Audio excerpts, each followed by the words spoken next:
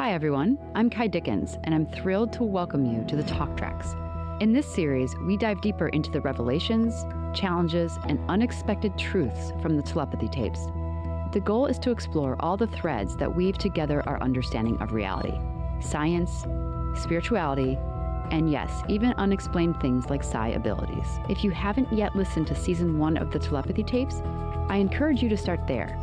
It lays the foundation for everything we'll be exploring in this journey. We'll feature conversations with groundbreaking researchers, thinkers, non-speakers, and experiencers who illuminate the extraordinary connections that may defy explanation today, but won't for long. This week on the Talk Tracks, we have someone extremely special, Anna Breytenbach, an interspecies communicator who claims to have conversations with animals through a form of deep telepathic connection. Her work has taken her into the wild with apex predators, across oceans with whales, and into the hearts of skeptics and believers alike. Is it possible that animals of all sorts, even insects, have been speaking to us all along, and we just haven't been listening? What if communication didn't begin with words, but with presence? What if beneath all of our language and noise, there was a quiet channel, one that connected us not just to each other, but to every living being? This episode will invite you to soften your edges and tune into a different frequency, one where language isn't just spoken, it's felt. So Anna, why don't you first start by telling me just who you are, what you do, or what you're known for? Well, hi, everybody. This is Anna Breytenbach, and I'm delighted to be here to share a little bit today about the field of intuitive interspecies communication, which might sound like a mouthful, like most words do, perhaps more commonly known in the world as telepathic animal communication, although it does actually literally apply to all species, not just the more than human animals. But we humans come to the party mostly by connecting with other animals and relearning and remembering these skills that are actually our intuition. It's actually part of the blueprint of our brain and how we are designed. And nonetheless, when I hacked upon this about 25 years ago, it was a complete surprise to my logical left brain. I was living and working in Silicon Valley at the time, fully into the mental IT world, and I was finding ways to satisfy my love for nature and animals through volunteering in conservation education programs.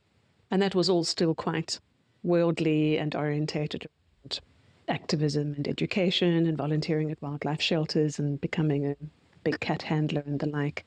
But when I started doing my tracking training with the Wilderness Awareness School, based out of Washington State, I started to have experiences I couldn't explain. Because I grew up in my native South Africa and I didn't have a clue what the North American animals were, much less what their feet or their footprints would look like. So the perfect track in dried mud was still completely mysterious to me. And luckily, through the mentoring model that they employed, they weren't there just to tell us how to learn to identify certain tracks, but rather to help us see through native eyes or become deeply connected and to feel what was going on. And I began getting spontaneous information that would later prove to be true in ways that my mind had no involvement with. It was not a rational or thought process or anything at all. So I thought one of two things is happening. Either I'm just going completely crazy and hallucinating, or there's something to this I need to investigate. I did the latter. I came across the work of Rupert Sheldrake and the entire field of quantum physics and new physics. And in the US, there are hundreds of teachers of animal communication.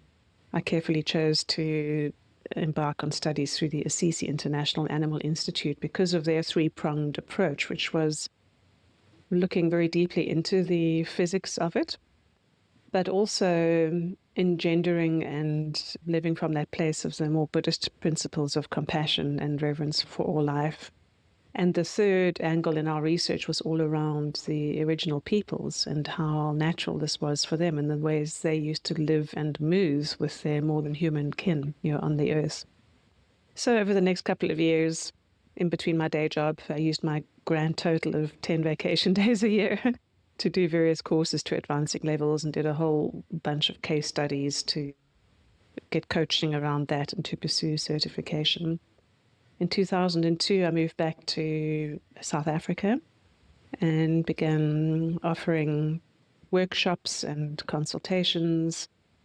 For the first 10 years or so, I did pet consultations, animals with behavioral issues, or helping vets diagnose something that was difficult to find out, emotional issues, assisting with training and things like this. For the last 10 years, I haven't done pet consultations at all, and I still do not. There's just not enough time in the day, and there's so many wildlife causes that I care about that I assist with: rehabilitation, rewilding, rescue, conservation, and a whole other list of wonderful ways and opportunities to meet beautiful brothers and sisters of different species.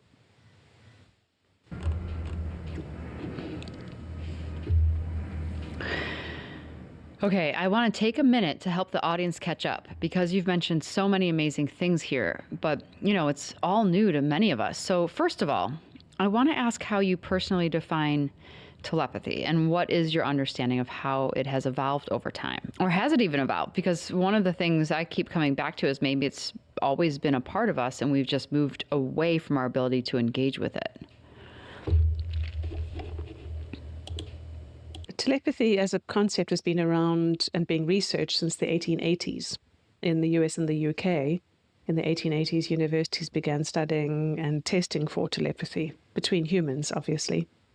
And of course, the famed work of the scientist Rupert Sheldrake, with whom I've had many a lively discussion about this, proved the connection and the telepathy, the direct thought transference, let's say, between humans and their pets, particularly those with whom there's already an emotional bond and a long-standing relationship. So one way to understand telepathy would be to call it just that, a thought transference, where we have the idea of a sender and a receiver, and perhaps a question and answer-based process. But truth be told, that's a bit mechanical, because what's really happening, even though our minds might need that sort of model to step into it and to bring our minds to the party, what's really happening is just a direct knowing in a much more than verbal way, even internally, or much more than a mental imagery way.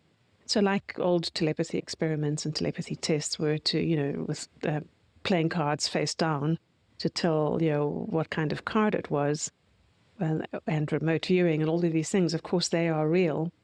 But when we're dealing with another real live being, when it's that animal or that horse with a sore leg that we're connecting with, we're not just some impartial observer who is discerning what is.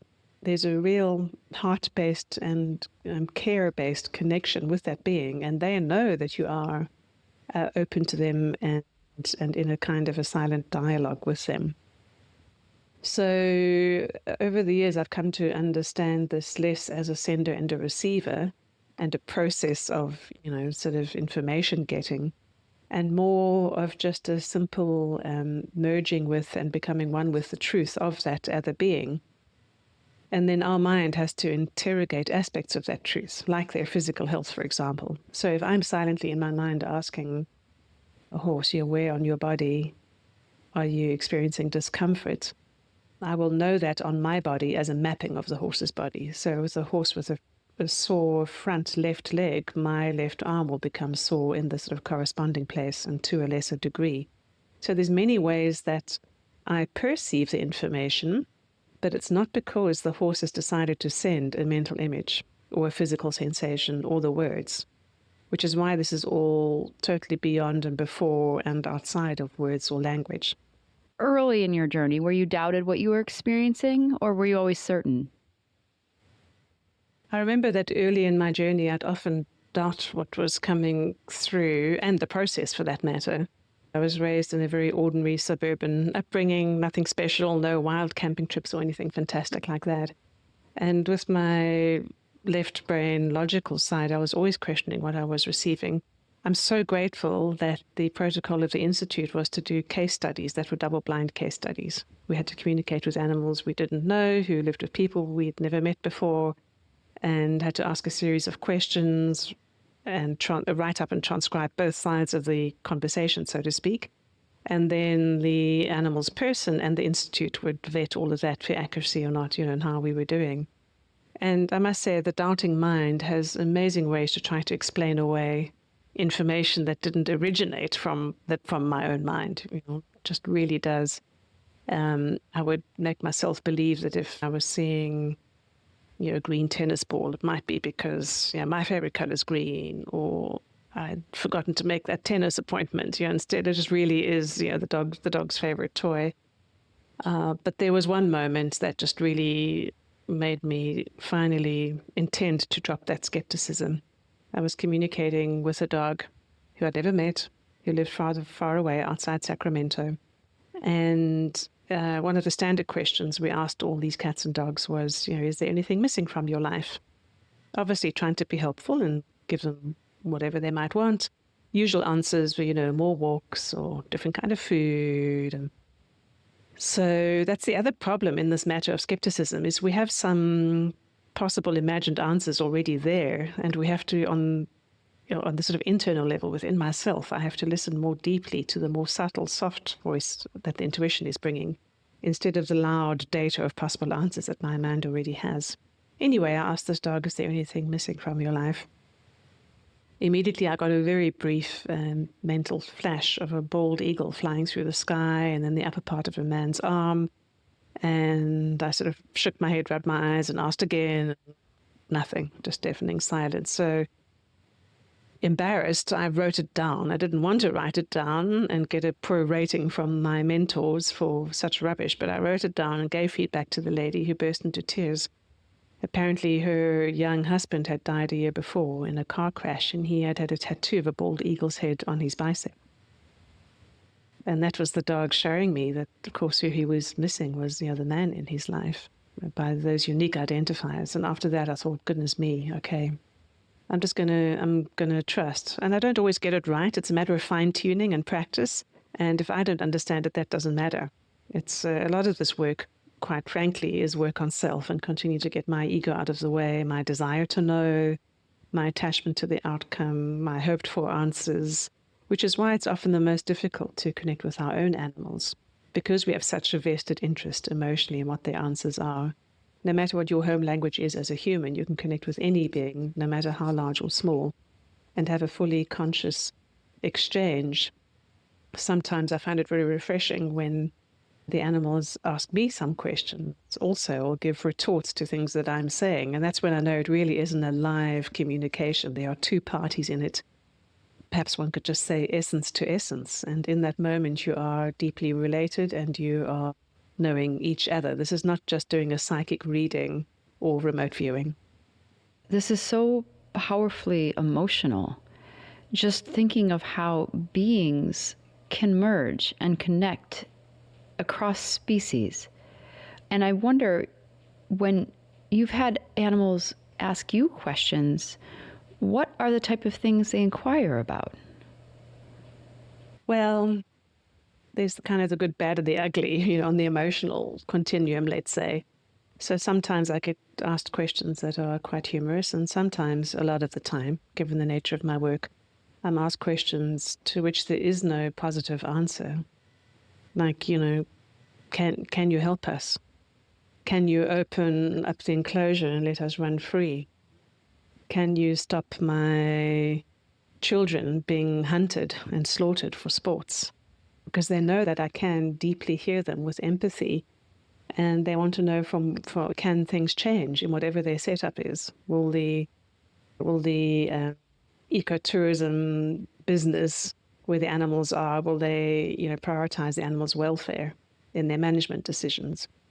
Will the zoos actually take care to give that tiger who's pacing, will they take care to give him something to do, some mental stimulation? So they're often asking for things, for some help, for some situation or input or healthier food or medical treatment even, that just is not going to come. And I've got to then go back to them and say, I'm sorry, this is not going to happen. Another more uplifting example would be with the animals being non-human. They have no reason to understand how we humans think and behave like we do. And sometimes the questions I get from animals make me laugh out loud, because they point to some of our strange human habits that we take for granted or think are just fine.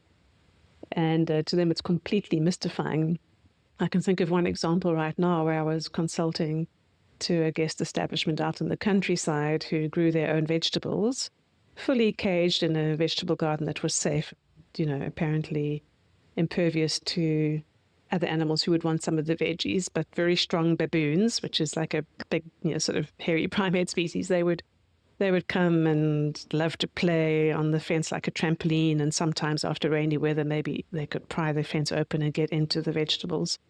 And they would take what they wanted and then leave. So clearly I was asked to address this behavior of the baboons and ask them to stop. And I explained that the humans needed that food for themselves, for the staff, and for when guests came.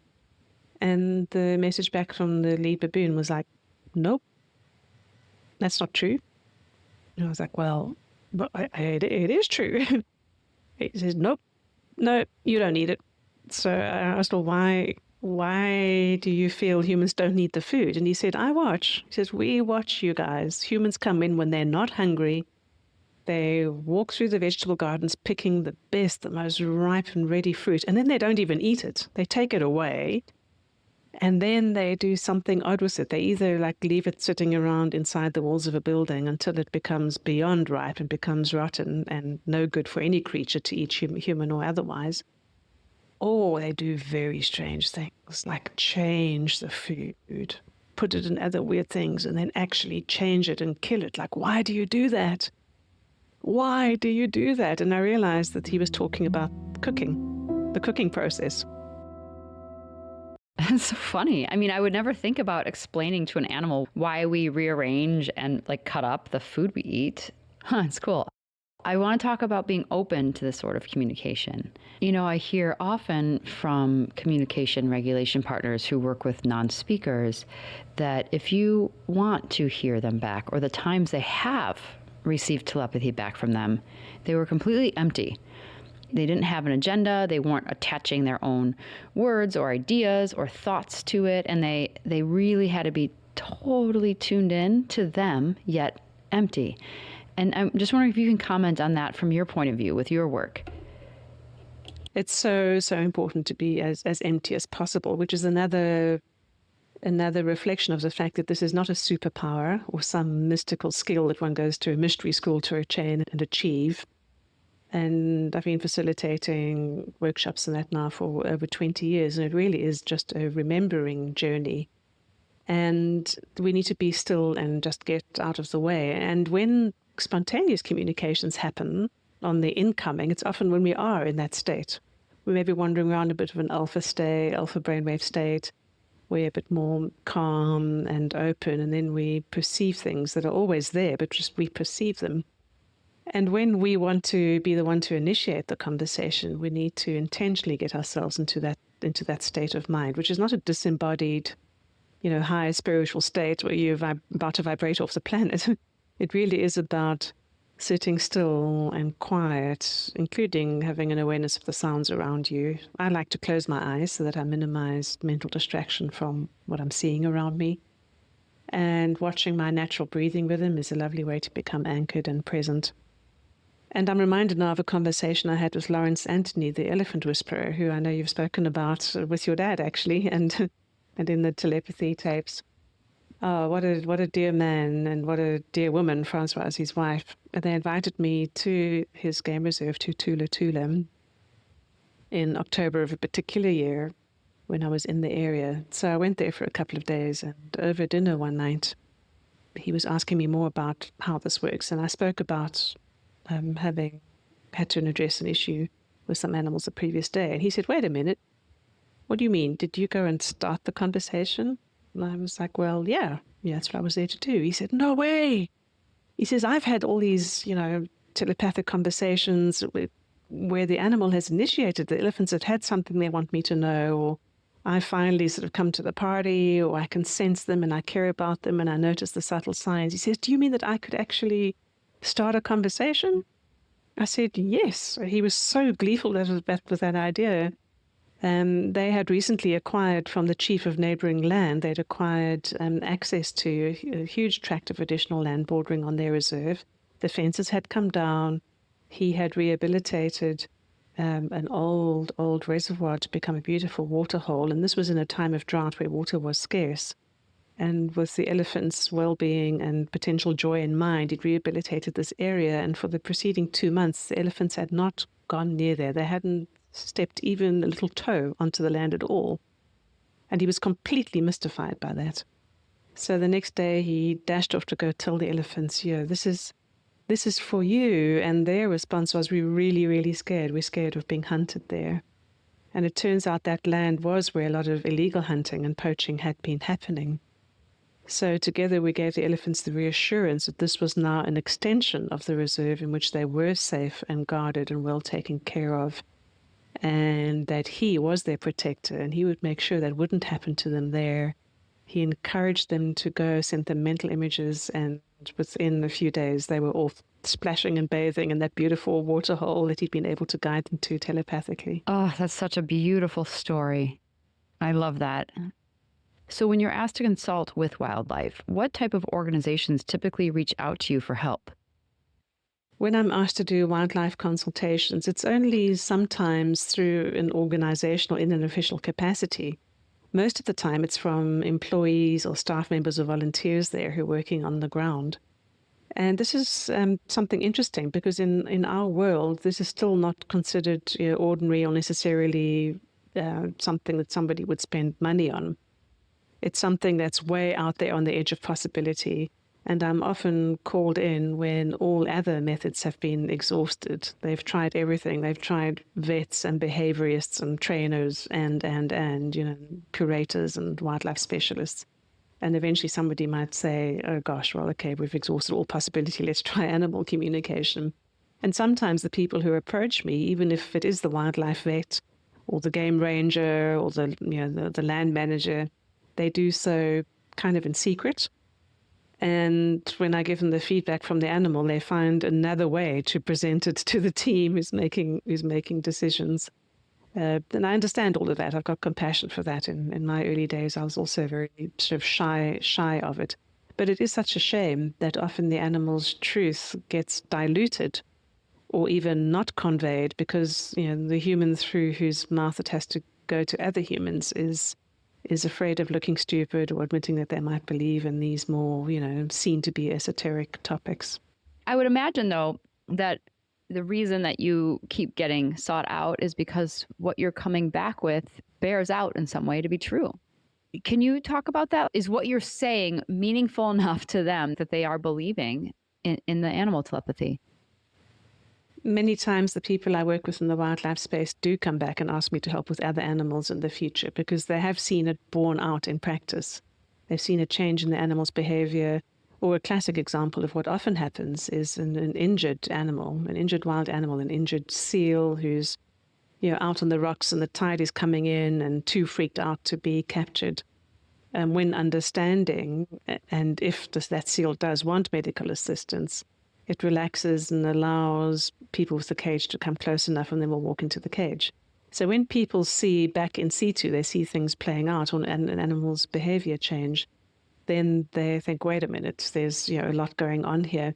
One of the big obstacles for people, even the so-called believers, one of the big obstacles to them using this more regularly is that when they see an animal changing behavior, per the suggestions in the telepathic consultation, they have to confront the fact that that means the elephant is a fully self-aware, sentient being, capable of choices, capable of curtailing their behavior or their patterns, capable of cooperating with the people, And that's a big thing for people to swallow. Even wildlife scientists and biologists who care a lot about the animals are still maybe not quite willing to say that these are fully sentient beings with cognitive and other skills. But yes, many organizations do come and ask again and again, particularly for the more challenging cases where they can't find an animal under their care. They don't know if it's been hunted or killed or stuck in a snare somewhere and still alive and could be rescued, or if it's fallen down a hole. There's many, many people who do come back again and again. And it's amazing to me how compassionate the animals are, because often I'm working with animals in the wild who have experienced extraordinary hardship at the hands of humans. if not where they were, then certainly before, or in the transport process, or wherever they came from, the persecution, the hunting, the lack of food, or whatever's going on. So the fact that they are willing to try to make it work in their new location and to understand that people mean well, and they're willing to try to adjust their behavior or to stop charging safari vehicles based on a previous trauma, stop charging safari vehicles because they understand now the game reserve where they are is willing to give them space and just wants to appreciate them wild. It's amazing to me how the animals can shift their behavior. One last thing to say about this, though, is that what the animal says and what they need, it does back in the practical world often require the humans to have to do something and to honor that. And a lot of humans would say, yes, fine, we'll give them more food, or we'll do whatever they're asking. And then it slips and slides, or they forget, or other priorities, or, lack of money come in, and then there isn't follow through. And then, of course, the animal's not going to only keep up their end of the bargain. So it's all quite a mix, like any negotiation, where all parties would have to genuinely follow through on the actions of whatever agreements are reached.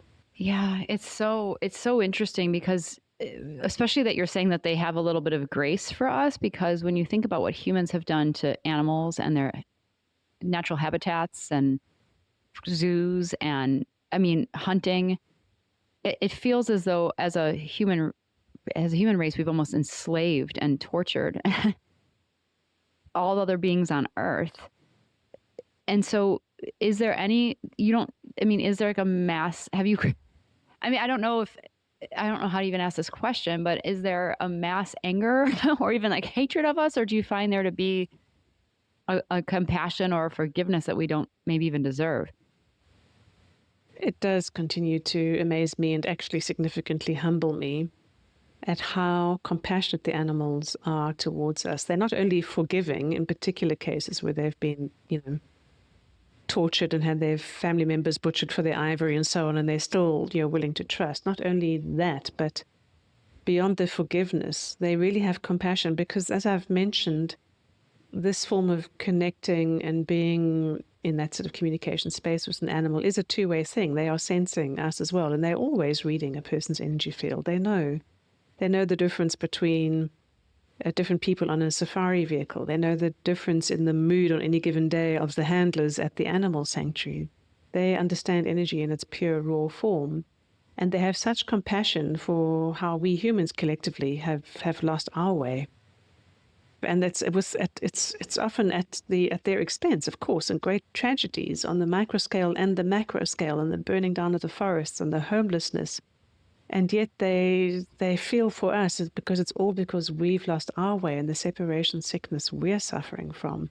And I do a lot of work with whales and try to support the Cove Guardians in Tai Chi in Japan, with Sea Shepherd and the Dolphin Project, and a lot of work with animals that really are persecuted.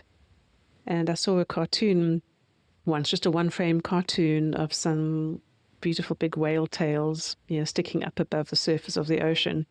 And the whale tails are holding up a placard, a sign that says, "Save the humans." And that's how it feels. They are just continually witnessing and being available to us and available for loving connection, regardless of the bigger context of the tragedy of the lives they live on our watch. Wow.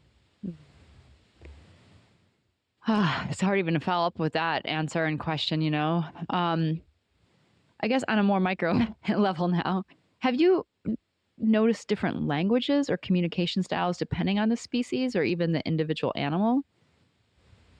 Different species have different, perhaps collective personalities, let's say, and different strengths and talents, right? They'll have certain focuses in their lives depending on even on their anatomies. Are they all about speed or stealth or stalking as a big cat species? Are they more still like a sloth? But in any individual communication with an animal, I'm literally connected with that individual soul, that individual essence. And so it's a common trick that we need to not let the mind play on ourselves, the human, is to imagine that all sloths are slow and love sleeping. or that all dogs of a certain breed would feel a certain way. You are always dealing with an individual. So I have found that any communication with any member of any species, there's no limit on the complexity and the intelligence and the expression of just their delightful selves that comes through. I wouldn't even say there's a particular species personality, because I'm dealing with that individual. And yet, here's the amazing thing. Every individual of the non-human animal species, they're also very aware of the collective consciousness to which they belong.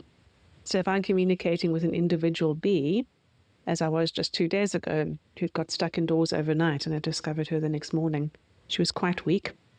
So I gave her a little bit of water with local honey. It has to be local honey, otherwise it might kill her.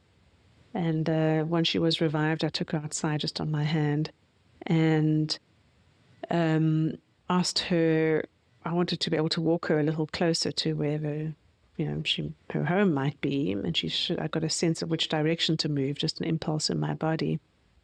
But she also conveyed to me that none of her hive mates were out and about yet.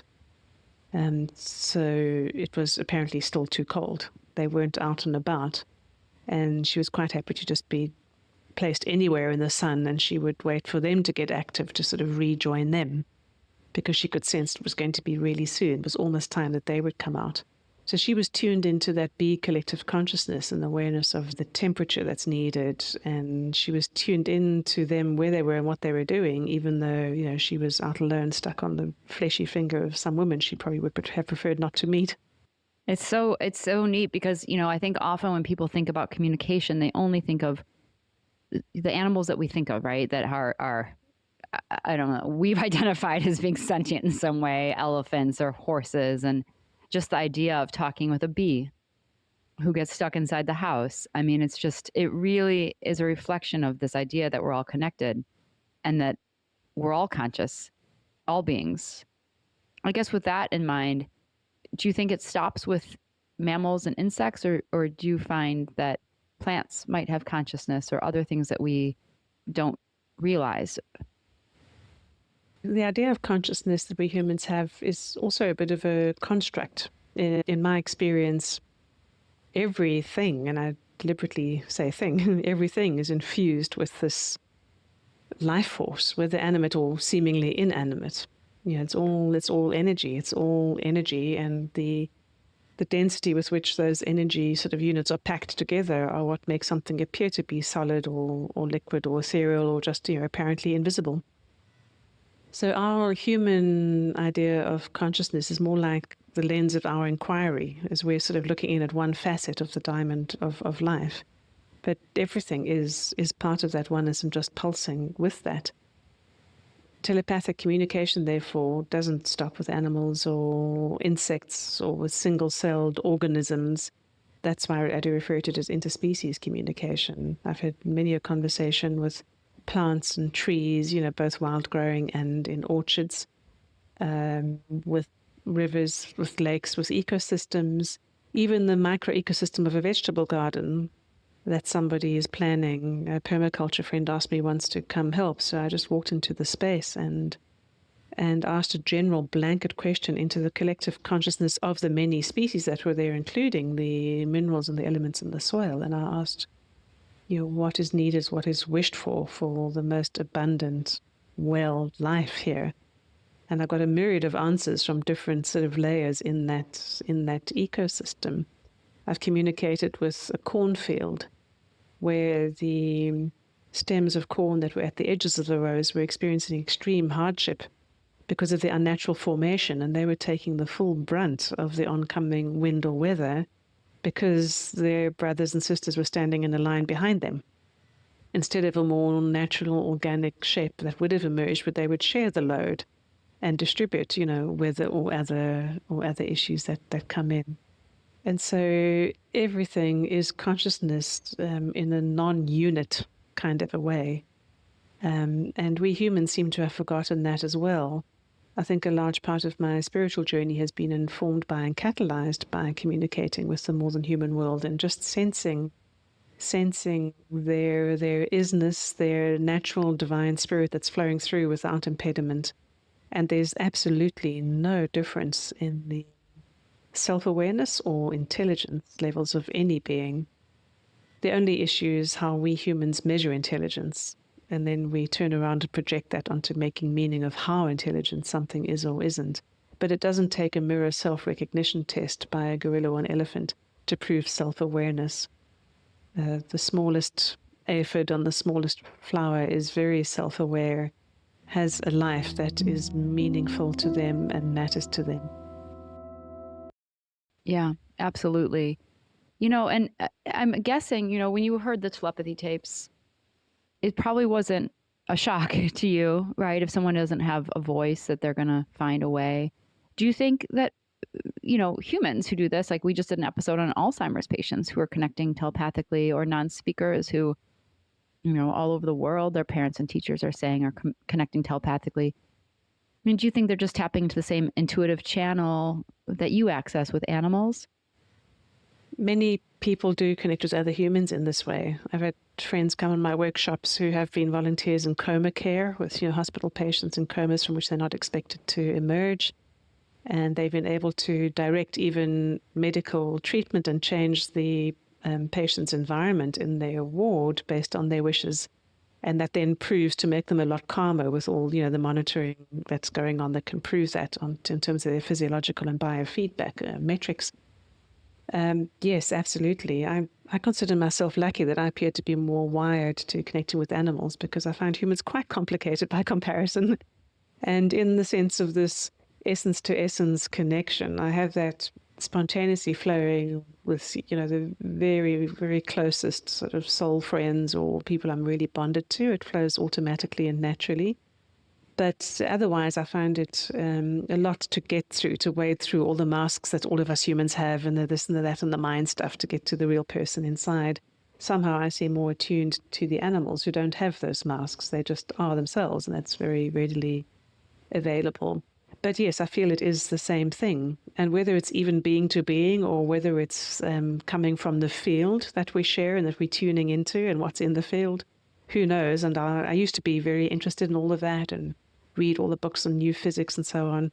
And without wanting to regret anything, I do kind of wish I hadn't spent so many years reading that all, because that was at the expense of just experiencing it and being out there, even on your own, when there's no one around to laugh at you or to have to tell, or, run the risk of looking foolish in front of whatever that means. Just being out there and having these little hellos with the bird in the garden, or the worm that I'm trying to turn upright who's upside down, and asking him to help me because, I've got my coffee cup in the other hand and I'd rather do it one-handed. And these little moment-by-moment seeming miracles are just the fabric of living a connected life in relationship. And this experience is, I think, what it is to be fully alive where we are, even if it's in a room in an apartment. You can bet there's a little spider or a bug somewhere. The plant you have standing in the corner, or the herbs that you're growing on your windowsill. Talk to them, love them, feel them. We are in relationship with everything around us, and that amazing reciprocity that is available on the sweet, everyday magic moment, that's a life worth living. What a beautiful, beautiful sentiment. Yeah, I mean, I guess, you talked about reading books and trying to maybe understand or explain this. I mean, where have you landed on that, and how do you respond to skeptics who see telepathy as unscientific or something impossible to prove? When it comes to skeptics and all the hate mail I receive, I have no desire or need to persuade anybody. I don't need fans. Some things are true, whether we believe it or not. And I can say that of myself early on with the case studies and so on. Some things are true, whether I believed it or not. And I just had to, get on with following what authentically feels right or appropriate for me. Even the word right is a bit loaded because it implies, the polarity of there being, a wrong. So where I'm now at with the matter of all the reading and the science is I find it sort of vaguely interesting out there on the periphery, but I no longer get excited about it at all. I find that all just food for the mind, and thankfully my mind has just settled into a quieter space now. And I feel that I move more with the the spirit that's alive in everything. And through these wonderful doorways that nature, connection, and communication opened up for me, I happened upon what's become my personal spiritual path, which doesn't really feel separate to life, and I would loosely define that as non-duality, and really exploring this matter of oneness, not as some meditation retreat only inquiry once a year if I'd take a break from my daily life, but really my internal reactions to things. Being in oneness, being connected to that essence at the heart of and the foundation of every expression of life. And in this non-duality path, it really is about not walking from a place of separation. So in this non-separate world, I too am not separate from the critics or the inner critic. I was a big skeptic myself. I've got compassion for that, and I'm not on any personal mission. I'm really not on a personal mission. It's not about numbers or quantity, and it's not about quantity either for the animals, by the way. They are interested in quality of life and quality of connection. So outcomes and projections and near-term extinction scenarios, or healing statistics and the numbers game just doesn't really speak to me anymore. All we ever truly have is the present moment. And I don't mean that as a fortune cookie or a high spiritual statement, but just truly, nobody knows what's going to happen in the next minute. I think really what's being asked of me certainly is to just be quiet enough that I can see what's being asked of me in the next minute. I love that.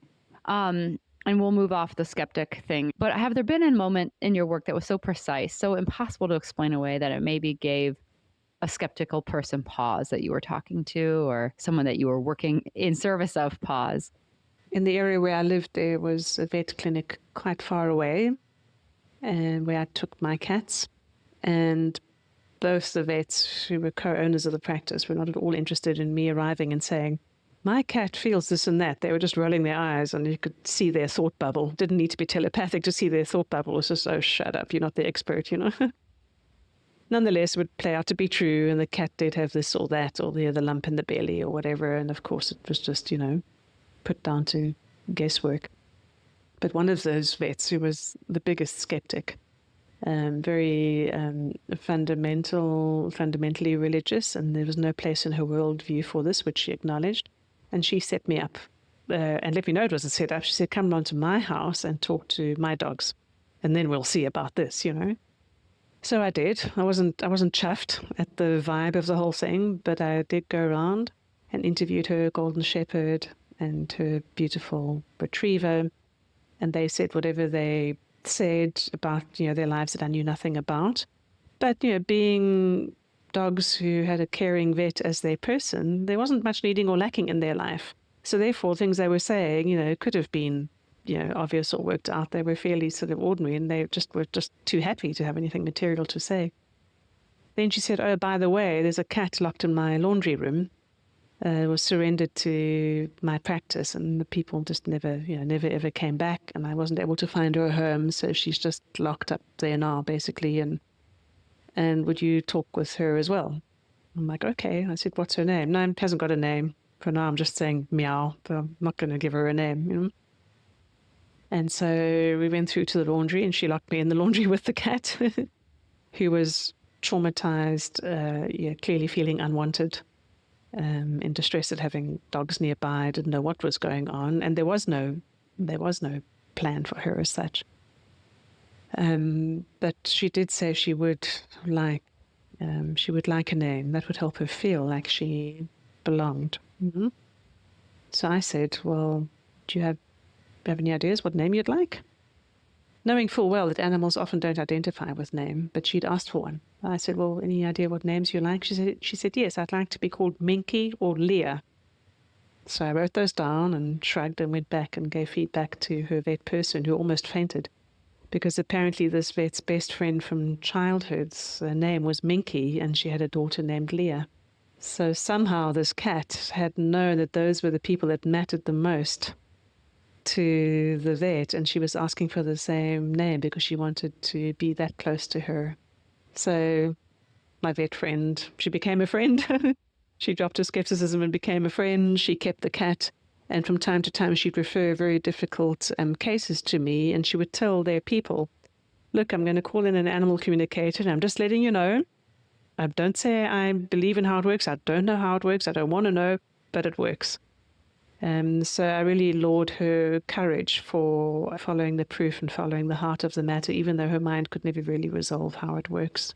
And then just a few more questions. One thing that when I've been talking to parents and spelling communication partners with the non-speakers and teachers, they'll say one of the biggest elements in the telepathic bond or communication is trust. Not just trusting them, that they're competent and they're in there. Often I think so many non-speaking individuals deal with the same discrimination as animals do, right? People might not think you're in there and that you're cognizant of your surroundings. So trusting that they are in there, but also trusting yourself. And I'm just wondering if you would say the same, like how important is trust to this ability to connect telepathically or energetically with another being?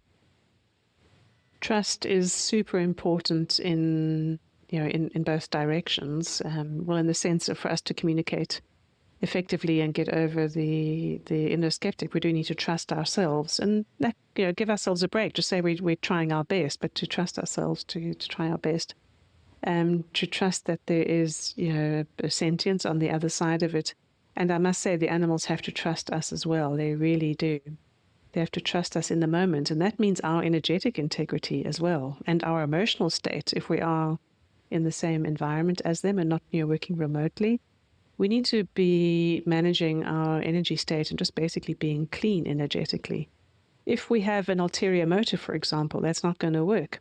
Let's say someone's coming in to talk with, have a communication connection with a non-speaking person or with an animal because they're going to record it and then be all like, look at me on social media. The animal's going to pick that up and not trust them and not open up.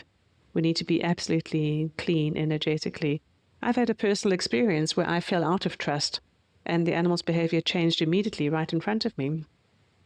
I had been working in the wilds of Botswana and I'd fallen feverish and very ill in a way that couldn't be understood and was dangerous. So I was waiting to be medically evacuated by a small bush plane that was going to be sent a couple of hours later. So I was sitting on a chair by the cold fire pit of the morning.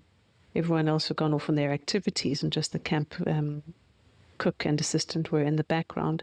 And a large bull elephant who was sauntering by, feeding, a good sort of 200 feet away, he saw me sitting there, picked up on how dejected I was feeling and sort of backtracked and came towards me.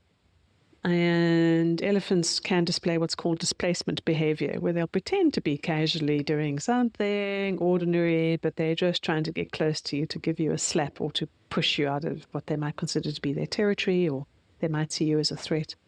I didn't feel like I could come across as a threat because I was so weak and so sick and just in awe of this elephant. Nonetheless, who knows what trauma they had. They are refugees from neighboring countries where they've been persecuted and hunted and just horrible crimes against them. So he was sort of slowly coming towards me, not too directly, feeding the trees along the way. And when he came close enough for it to be a possible concern, my training kicked in and I was like, well, this could be displacement behavior, so best I get up and move. So I got up, left the chair there, and I moved back to stand behind a dead snag that was twice my height, which would have taken the elephant up to about his eye. And I just stood behind there to create a bit of a safe barrier, but still stay, on the scene. And he gently came closer, a lot more gently than he had been browsing, just gently, just sort of leaning in a little. And it felt to me like he was really concerned. I'd been sitting there crying at my distress at having to leave, and I really felt this compassion and this care for me. And from the other side of this dead tree trunk, he slowly lifted his trunk to reach out towards me to have a bit of a sniff.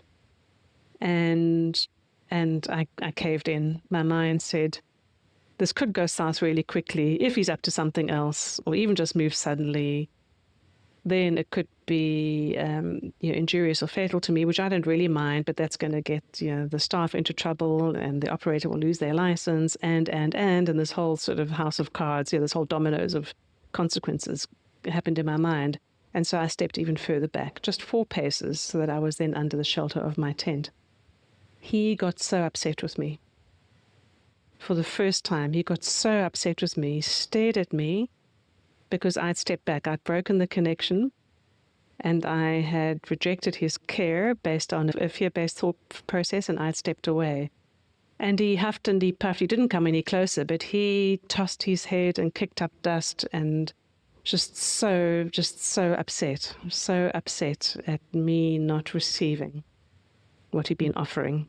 Didn't mean he wanted to touch me, but I did not receive the energy he was offering. Oh. And he stalked off, and I was even more cheesed off with myself, but that was a strong lesson for me. Strong lesson. And where are the boundaries? Anything can change in a moment as well. He might have got frightened by a pot being dropped from the back of camp while he was close to me. So anything could have happened. And I probably still made the right choice with my mind. But in my heart, I just feel sad that I didn't at least maybe just acknowledge what he was offering and explain why I was being a silly human and going to step back. At least then he might have understood. Yeah. Yeah. I guess to end with, do you think that humanity is beginning to wake up to these more subtle ways of knowing? And if so, what signs are you seeing that point to that? More humans do seem to be becoming aware of these more subtle ways of knowing. And for that, we have a few things to thank, like the more modern sciences that are investigating this, like what you're doing and bringing forward everything to do with non-speaking people and the ways in which we have a more ordinary consensus reality. So, humans have our standards around what is or isn't, okay. Social media as well does help.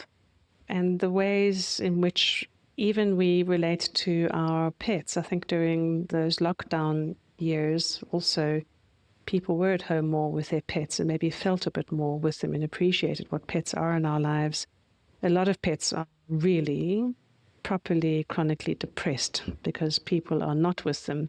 People come home and they go straight onto, watching a movie or documentary or being on their devices. So it's like this hollow ghost. The human body is there, but their presence and their awareness is not with the animal. It's been waiting the whole day just for some of your time and attention. But with things like social media and the kinds of documentaries that, win awards these days, there are lovely ways in which inspiration is accessible to people.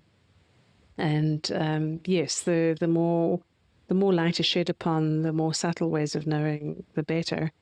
And then there's no substitute for experience. I've come to feel that experience is the only teacher. And so I encourage anyone to just get out there and practice with it. Whether it's a cool, you can treat it as a guessing game, even if it isn't. The sort of telepathy test with yourself or your friends. Better yet, just a heartfelt connection with your own animal, just saying silently inside your own mind what you want to show me, and then trying to say as still and as calm on the inside as possible to sense an answer.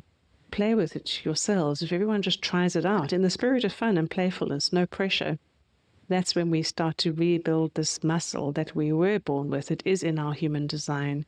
We just don't give it the time and attention that it deserves and that the world needs right now for reconnection and for walking a way forward together with the other species.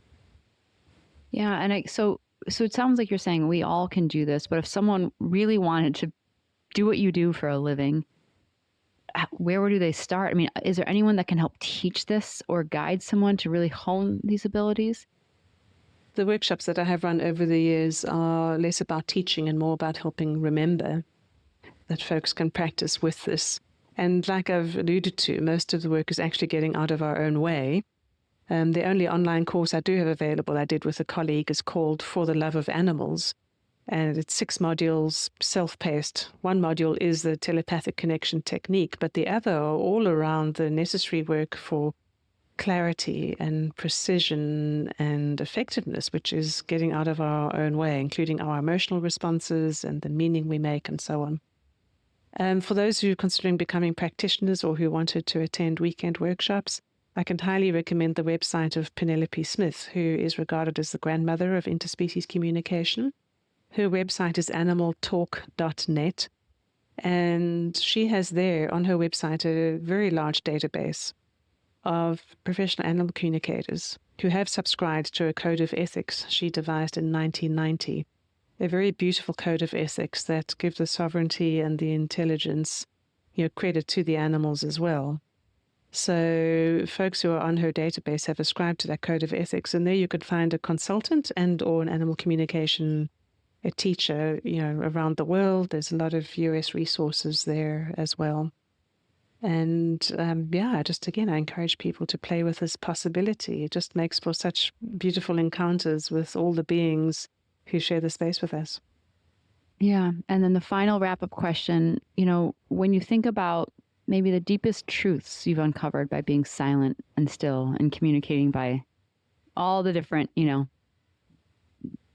conscious beings and entities in this world, what are those truths, those singular truths? It seems to me that the non-humans have kind of got it nailed when it comes down to the enduring truths, not because they sit there and meditate in the lotus position on a high concept, but because they are living lives of presence. I think presence with a capital P is what any animal is. They're fully where they are, inhabiting their bodies and available to the moment. Another great truth is actually truth, or shall we say authenticity. To be authentic is it's not an issue for them. They're not lying and pretending or trying to figure out who they are. They're just authentic. And that comes without any judgment of where any being is on their path or on their development. There are actually no goals. There's just being. And can we be real? Can we be real to where and who we are now? So these qualities of authenticity and presence. Another truth that's often uncomfortable for people, but that I have learned myself from the animals as well, is that physical death is not an end to everything. It's not a big disaster. It's simply a transition in a state of being. This deep understanding of oneself as energy and the inherent recycling in that for all of us as we disperse in whatever bodily form and go back to the soil or evaporate. It's all just absolutely natural. Natural, natural, natural.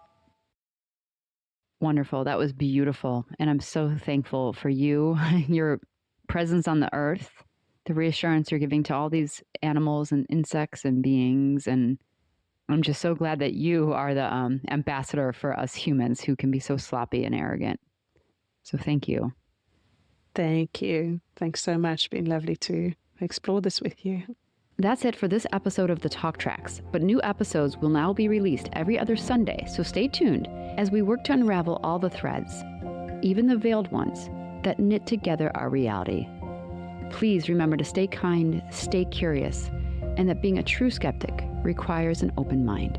Thank you to my amazing collaborators. Original music was created by Elizabeth P.W., original logo and cover art by Ben Kendor Design, the audio mix and finishing by Ben Campafrida, our amazing podcast coordinator, Jill Pachesnik, my amazing assistant, Catherine Ellis, and I'm Kai Dickens, your writer, creator, and host. Thank you again for joining us.